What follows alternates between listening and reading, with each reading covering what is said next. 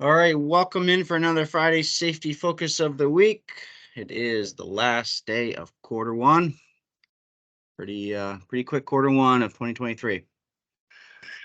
So this week's code of conduct is to respect the property of others. Ben, do you have anything to add on that code item this week? Well, it means anything that's not yours. Treat it like it is yours, especially our tools and our equipment. The driveway that you might turn your dump truck around in, think twice. Private property, and don't eat each other's lunches without asking. Yeah. I've dealt with that one too here at ECI.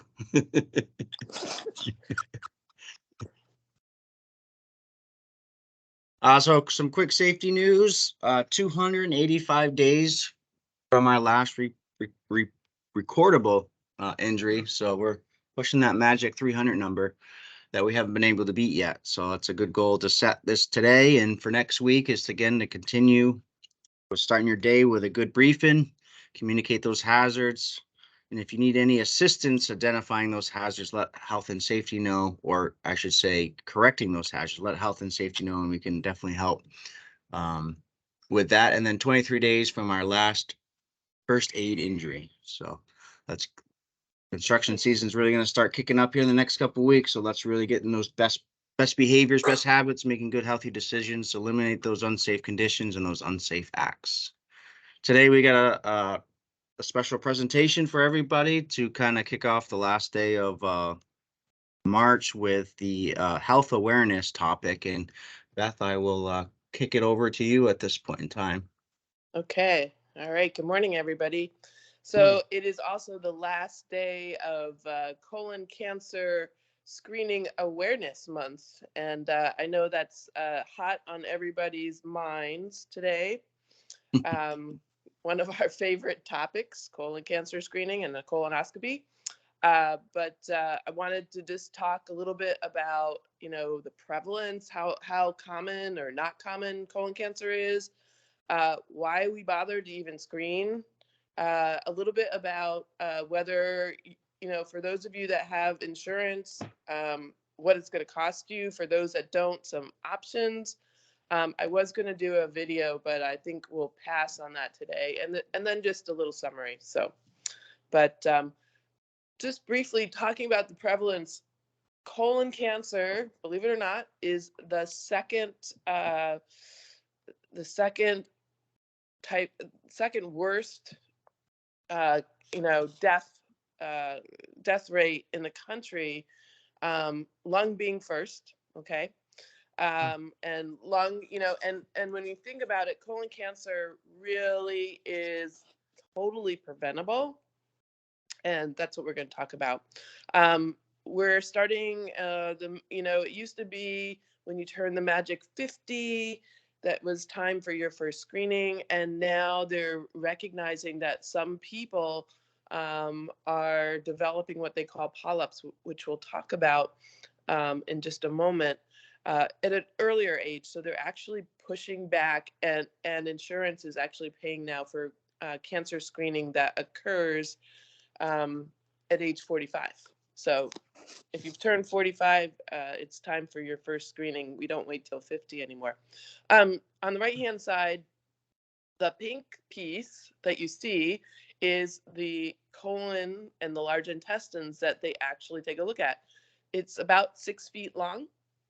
And what they want to do is make sure that there's no what we call polyps, which is generally an early form of cancer, in there, so that you can then prevent colon cancer.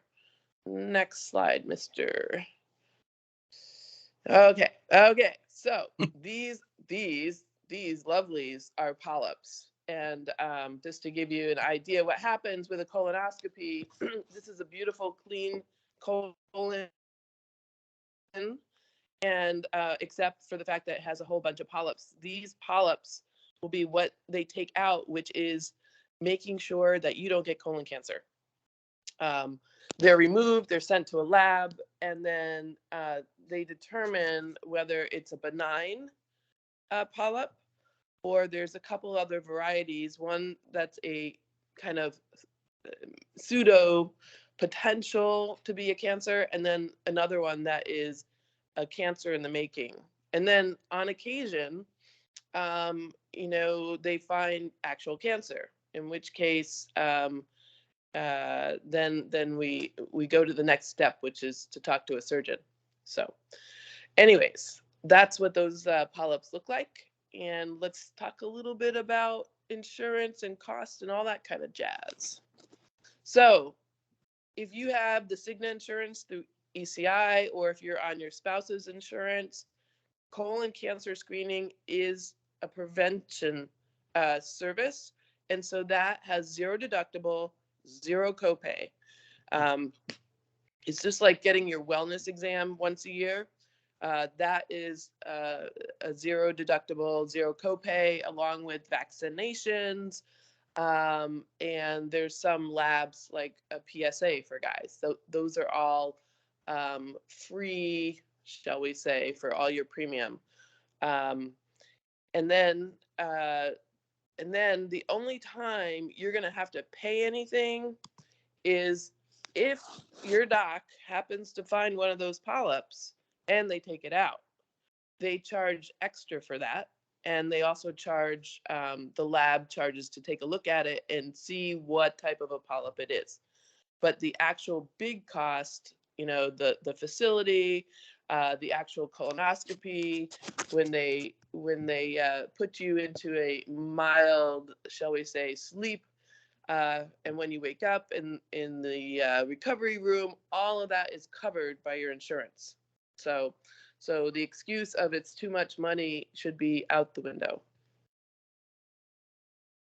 For those of you that don't have insurance, there's a couple other things that we can do. There's this thing that you may have seen on television called Cologuard. What that test does is it takes a look at the DNA of your stool and will tell you whether or not you have that potential for colon cancer. It's around $500. It's income based. And if anybody doesn't have insurance and they're not part of our program, you can always drop in and see me. And I'm happy to write. A physician has to write the order. But it's sort of the second best thing. And then we also have what's called a fecal occult blood test, which literally we give you a couple of lovely little cards, and you take not a Q-tip, but a tongue depressor, shall we say, with a little stool on it, and you put it on these cards. You bring them back to us, and we then put a special little dye on it. And it comes up positive for blood, that's a concerning thing in terms of cancer, and then we would go from there. So, in summary, you got to remember, colonoscopy is going to save lives and prevents unwanted cancer. And it's not only for you, but it's for everybody in your family. Just imagine the difference between doing a colonoscopy screening versus getting colon cancer late in a stage and having, it's all your family as well as you going through that. And the last thing, just don't get hung up. I know everybody gets hung up about the process. You're not the one doing the screening. It's a physician, and for them, it's all about their job. And for them, one derriere is just like any other. So get your colonoscopy. It's a good thing to do. Anybody got any questions? I know How frequent? Beth, how frequent? Yeah. So the first colonoscopy, you get that done if you have no polyps at all and you have no family history, 10 years between colonoscopies. If there's some polyps, depending upon the kind of polyps, you may be on a 5-year cycle or a 3-year cycle. And then briefly, I heard about somebody who actually they just grow polyps like they grow earwax or something. And they're on a yearly schedule. So it really all depends. After you have that first one, and a lot of it also depends upon if you have family history. You have family history that's had colon cancer, you're going to be screened a little bit more frequently because you already have that genetic disposition for colon cancer. Good. So. Any other questions? I See you got in my 5 years, Beth. colonoscopy. I got my colonoscopy. No, we don't back. do them. We don't do them at our place. I mean, Don't worry, guys. I got mine done about 4 months ago. I had my second one. Yeah, no I big think deal. they found a couple polyps, so I'm gonna have to follow up. I don't recall. I don't think it was anything special or concerning.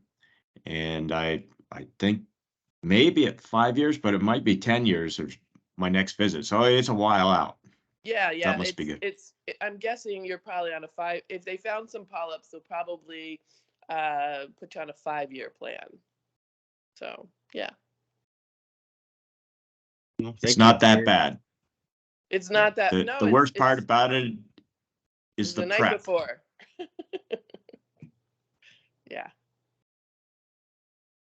Okay, thanks, Beth. You're welcome. You can stick around if you want. Yeah, I might hear what's going on. Okay, I'll take over the screen.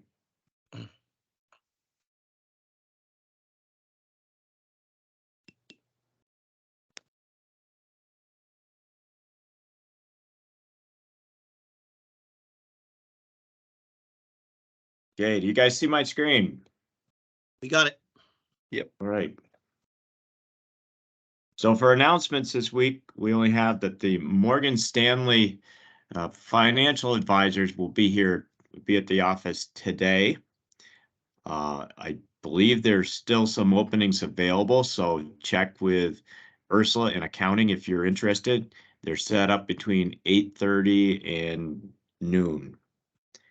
So check with Ursula if you want to get in on it. And also as a reminder, if you are signed up, check your schedule, make sure you're there at the right time. So we have some, oh wait, I get to change this setting, download pictures. Let me know if the picture's downloaded. Yep. Or didn't. I'll open it up a bit here. There you go. Okay, you see the pictures? Yeah, we got them. Good, okay. You've got several new employees. Steve Lazuski, I guess. I'm not really sure if I pronounced it right. I apologize, Steve, if I didn't. He started a couple weeks ago and kind of the picture came in late and I had forgotten to put it in the following week. So there's Steve. And we have Nick Pond from this week. And we also have Eric Rossier. So welcome everybody to ECI, and I look forward to meeting Eric. I have met Nick and I've met Steve, and Steve's around the office. Nick was working with Aaron Jouer, and I'm not sure where Eric will be assigned. Driver. And for other news, we have the ECI Employee Handbook. Check it out. All new pictures. And this is a brand new handbook, just rebuilt from the ground up. And that's available in the accounting office. Well, Melanie. So check with Melanie and get it so you can kind of see where we're at with the current employee policies and everything. And there's also another attachment on the Ben, what do they call that attachment? Oh, the compensation and benefits overview is the supplement. Yes. Yeah. We broke it out because if we didn't include the things that change more often, like actually every year for some of the insurance stuff, that would mean our handbook would be totally outdated after several months. Right. So we we built the handbook so that it could most likely be accurate for 5 to 10 years. And then anything that changes, sometimes things change every couple of months. We can issue a new compensation and benefits overview, which was another little packet that is given out every time we have a change. So it's a supplement to the handbook. So remember the old handbooks that we were using were from 2010, and they involved all the information from 2010, including the insurance premiums. And so when we had to give them out, we had to say, oh yeah, this is no good. This is from 2010. I don't know if that helps. We're gonna highlight some of the changes in the new handbook starting next week in the upcoming Friday safety meetings. This week is just a kind of go out there and pick up your copy. Everyone needs to go get their copy. Yep. And there'll probably be a list that hopefully will get shorter and shorter before the next meeting. Yeah, and there's a signature page that in the last, they'll tell you when you go to get your handbook, but there's a signature page. I don't know if you can see this. Yeah, there's a signature page, which is the last page of the handbook, and you tear it out. And it basically is for us to make sure that everyone got their copy. And Melanie up front, any of them can help you, but Melanie's the key person to go to, and she'll make sure that you get educated. If you have any questions, she's already briefed it. She has any questions that you have, she'll answer them and then get your new handbook to you. And at a later date, we'll probably issue some them electronically at a later time. But what we want to do is make sure everybody gets their handbook the first time, get their hard copy. Okay. Thanks, Ben. Sorry about my voice. No problem. So here's again a reminder on the ECI Primary Care Wellness Program. Like Beth just talked about, a good benefit of this is that you could get some of the lower levels of colon cancer screening at a good rate through the wellness program. So a good reason to do it. And also I'll mention now here that one of our fallen employees died of the colon cancer illness back, what was it, Ben? Probably 8 or so, maybe 6, 8 years ago. That was Tom Reve. And if he was here, he would be talking up a storm about it, because it caught him from, by surprise. And at a fairly young age, he passed. I'd say he was probably in his later 50s, right? Yep. Yeah, and I remember talking to him when he went, and we were joking about it. He's like, I got to go get that colonoscopy. And he almost didn't go, but he decided that his wife convinced him to go ahead and do it. And it kept him going. He's lucky he went when he did, because he got a lot more time because of it. Yep. So it's important stuff. You don't realize how important it is until it's possibly way beyond point where you can do something. So here I had the upcoming weather. I can't believe there's still cold weather in the forecast. Look at that low of 18. Jeez. That was last night. Low of 36, 21, 22. It's crazy. It's supposed to be springtime. Tomorrow's April 1st. Okay, Richard Keach, are you out there? I am, if you can hear me. Yeah, I do. You want to control the screen, or you want me to just scroll down? If you want to just scroll, we'll go through the presentation, and then I can jump on after and show some of the stuff inside of the actual software itself. If that works for you. That works fine. I can do that. And you are a certified UAV pilot. I am. I had to take took a training program and had to take an exam. Probably not quite as extensive as Mr. Dow's flying exam, but it was, I actually had to learn how airports work. I had to learn about airport lights, all of those things, just to be able to fly the drone. So it's basically treated like any other. Important. Yeah. Especially important around the office, because we're so close to the airport.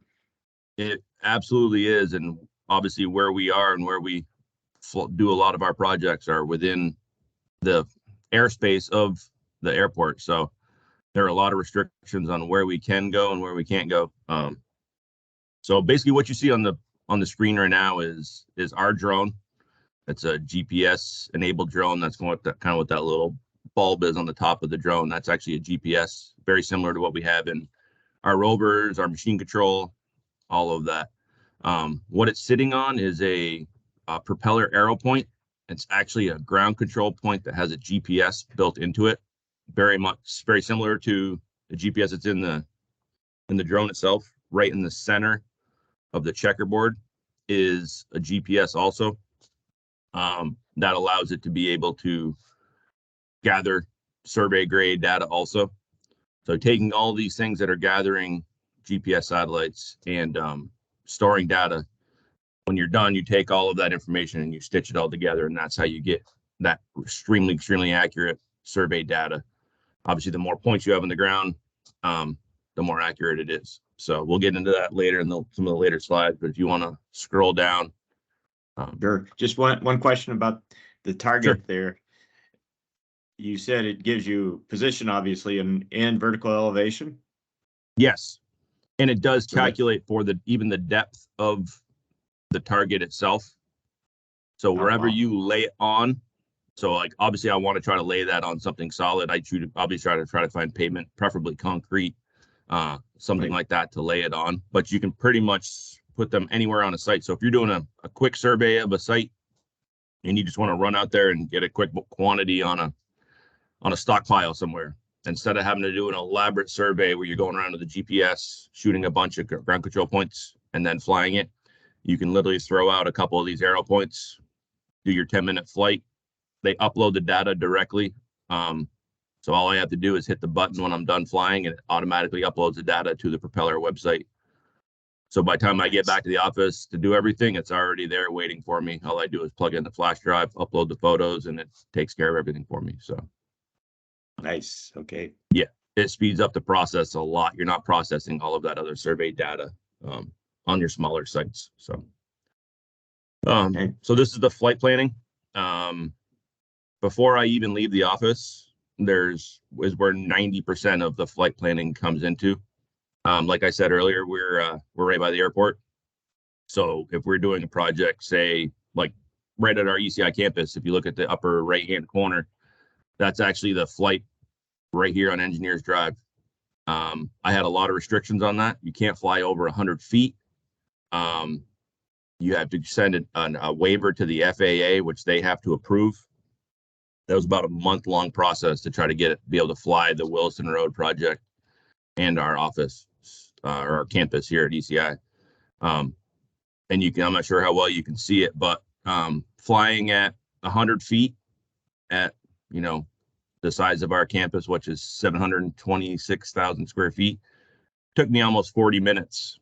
Well, the one right below it's Bushy Pit, flying at roughly 350 feet, an area almost 3 times the size, took me 14.5 minutes.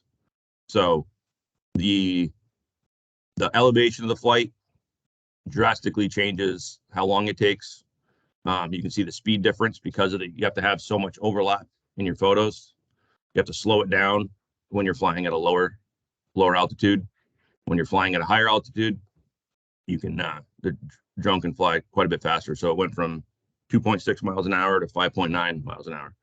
So, and there's a lot of other things you can change in camera settings and overlap settings and all that stuff, depending on the accuracy that you need. But basically the way it works is overlap. So, you also have you have to select your best option for how you're going to survey. So, if you're doing a bike path or a rail project, you're going to pick a linear flight mission where you're basically just setting points along that line. If we're doing more of a site like either one of these, you usually do the 3D, basically does one way, zigzags back and forth one way, and then spins and does it the opposite way. So it kind of makes like that checker pattern. All depends on the site. All depends on what kind of data we want. If we're looking for just a photo of a site, I can just do the 2D photogrammetry one. And that's a very quick, easy way to just get if you're doing a traffic control plan or something like that, and there's on an area that's changed drastically from a Google Earth photo, we can go out, fly it real quick, bring it back, and then you can have an accurate picture to design your traffic control plan from. So before I leave the office, I got to figure out if I can even fly there, because there are certain spots near the airport that you can't fly. Legally, no matter what, I can send all the paperwork to the FAA I want. They still won't let me fly it, mostly around the Air Force Base. Also, Camp Johnson, they can't fly anywhere near there. Ethan Allen Firing Range, we're trying to work out maybe be able to fly there, but they are very strict on what types of drones can fly. So that's it's a little tricky in this area with everything we have. Flying near traffic or people, if it's park traffic or if there's a group of people that are standing, like a protest or a bunch of kids on the green up at UVM that are all sitting around having lunch on a sunny day, I can't fly over them. If there's a bunch of people walking on a sidewalk, sporadically a person here or there, or the bike path, I can fly over them because I'm passing over, transitioning. There's a lot of restrictions when it comes to that, and they're all very vague because they're all government restrictions from the FAA. So once I get out there, I'm setting my ground control points. We have the arrow points that we set, but usually I set at least a couple extra with a GPS as checkpoints, making sure everyone is aware of the flight, whether it's setting signage up or, if most of the ones I'm flying our sites. So I just let the guys know, hey, you hear this buzzing noise over your head? It's because I'm doing a drone flight. So just keep them aware. So they know that's what's going on. And before I even take off, it's assessing what's around me, what's my environment, what's the elevation of the trees, what's the elevation of the buildings, how high am I flying, what's the wind like, what's the weather like. I change my camera settings to if it's a cloudy day, if it's a sunny day. You're going to change a lot of that stuff depending on weather and the type of area you're flying. If it's a long sloping site like the park and ride, I want to try to take off on the high side, the top of the hill. So as I fly, I'm not losing elevation, I'm gaining elevation, just for safety reasons. So as you know, with trees and things like that around, I'm flying at 100 feet, but it's 100 feet from where I take off up. So you got to be very careful of those elevation restrictions. So especially like when I flew this office, it's pretty flat, but when you're only flying 100 feet, I ended up taking off up by SD Ireland, just to find the highest place around that I could take off from, just for safety reasons.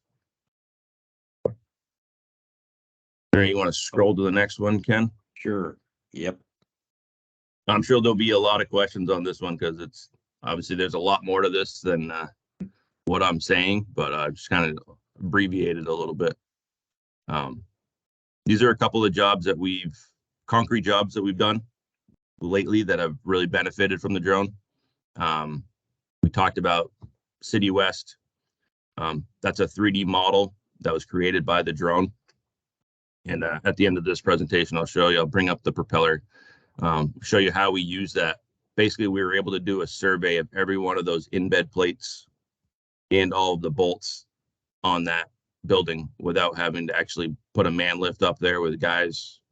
We're able to basically survey, grade measurements on all of those in-bed plates from the drone flight.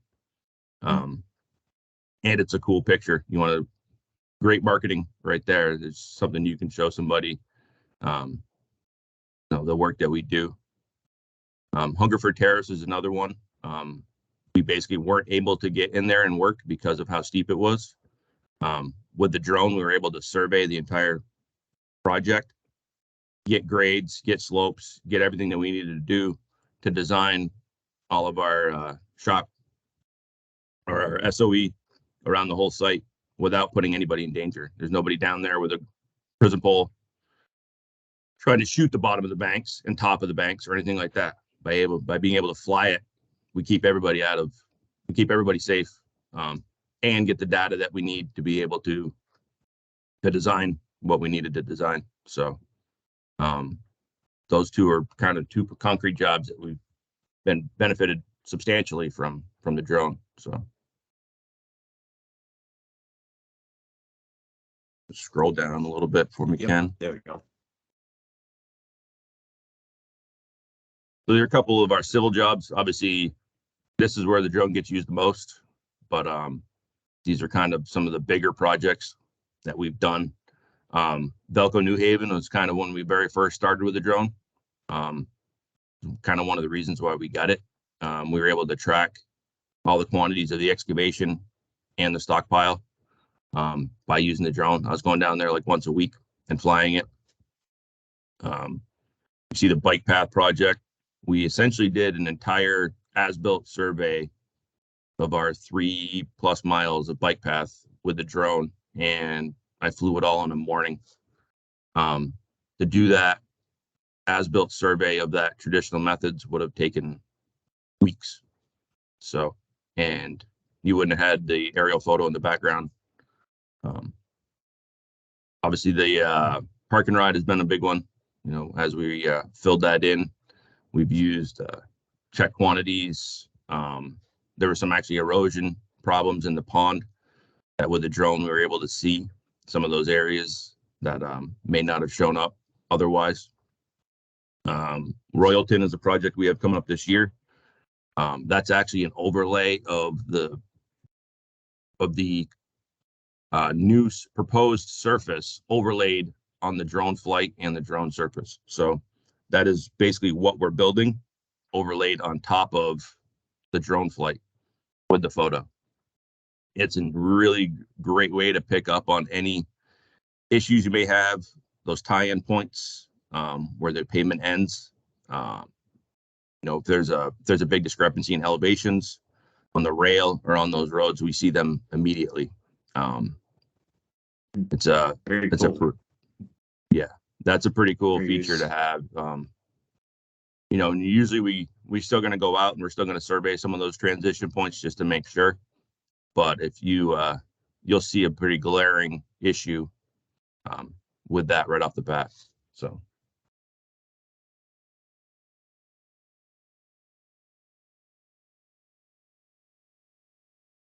So everybody always asks me, well, how accurate is this thing? Well, it's as accurate as any other survey method we use, depending on the accuracy of the survey that I do to set the ground control points. So you see the little picture down at the bottom. We have hundreds of satellites up there in the sky that send GPS data to us.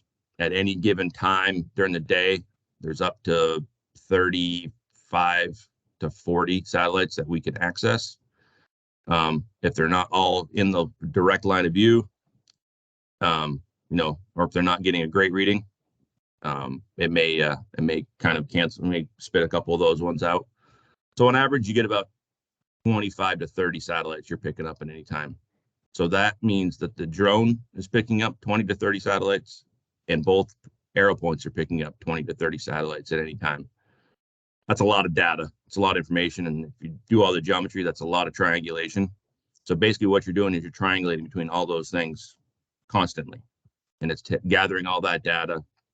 And it does all sorts of other mathematical corrections. That would be a much longer presentation than this. But basically that's how it works. Basically just triangulation between all of these things. And then it meshes all of that data together. So like I said, if we're doing a smaller site, the 2 arrow points are fine. If we're doing a big, long linear site like the Wilson Road project, you see the 2 arrow points there. I also set 2 other ground control points along that project just to be safe and to have a couple of checkpoints.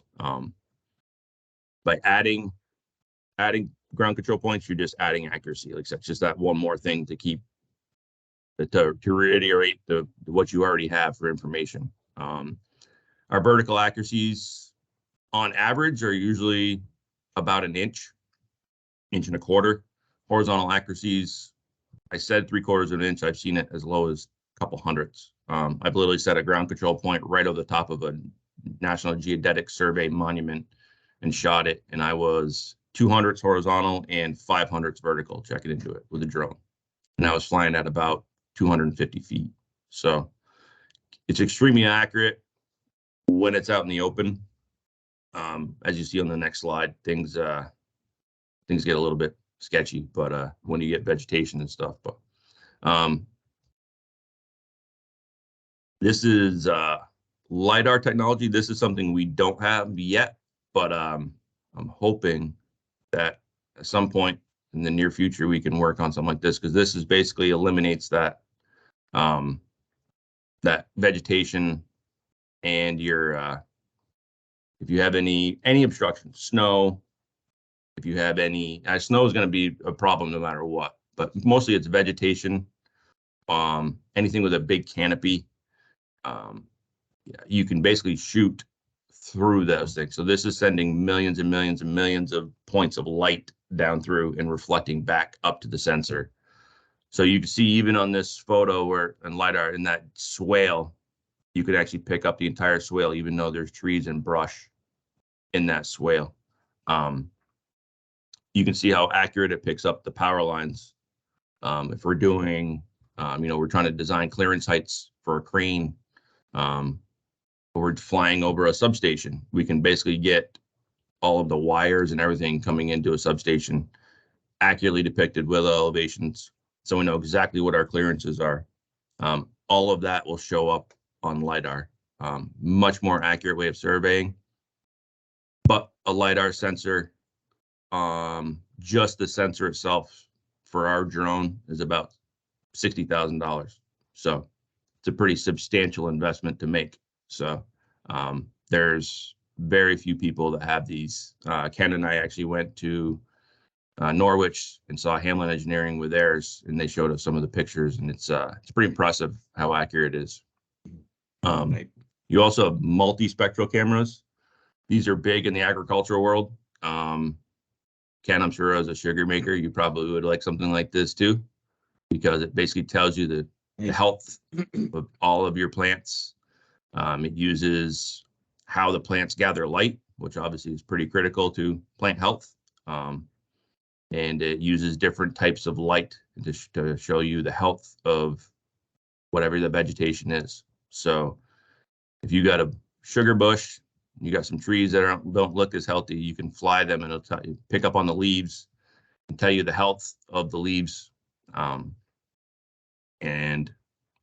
Obviously with help of a forester or something like that, you can figure out a way to solve the issue. But this is huge in the Midwest with crops, because it tells you your soil conditions. It tells you a lot of different things. Like I said, there's a bunch of stuff you can go into, but basically it's how plants absorb light and energy. So. Okay. And that's it for All Richard. right. Thank you very much. I have Absolutely. a picture of the old school type of surveying. Times have changed a lot, haven't they? Of course, that is Alan Pigeon, the father of the company, and my father, Scotty's father as well, who passed away a couple summers ago.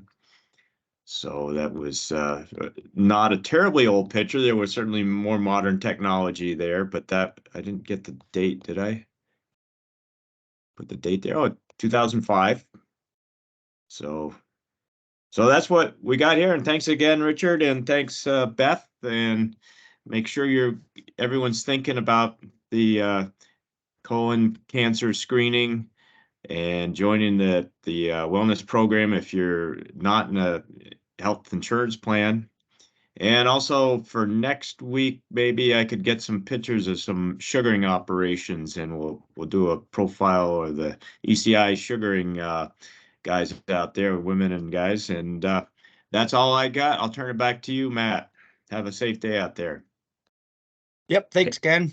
I've already got a couple of people sending me messages for attendance, so I appreciate it. But anybody else out there watching a group setting, just please send me an email or text message of individuals that watch it so we can capture attendance. Hey, Let's have Matt, a can I safe- jump in real quick for one more Yep, thing? Go ahead, Richard. Sorry. We also have our SciTech training that we're doing on April 14th. I sent out an email to a lot of the foremen and stuff like that we've had, but and anybody who wants to stop in during that time, we're going to be here around 8 in the morning. So basically after the meeting, we're going to have quite a few guys here from SciTech going over the rovers and machine control stuff. So we have a pretty good list of guys already, but if any of the other project managers or health and safety want to stop by for that, we'll be putting that on. Like I said, it would be April 14th from probably most of the day. SciTech will be here doing a pretty extensive training. So I just I wanted to throw see it it. out there. You put it on the Outlook schedule, so it appears on my schedule, so that's good. I'm sure all the others you sent the email out to got that notice, and it'll be posted on their Outlook. Yep. Okay, perfect. Awesome. I look forward to it. See you later. All right. Thank you. Hey, Okay, take care. have a great day. Yeah, you too.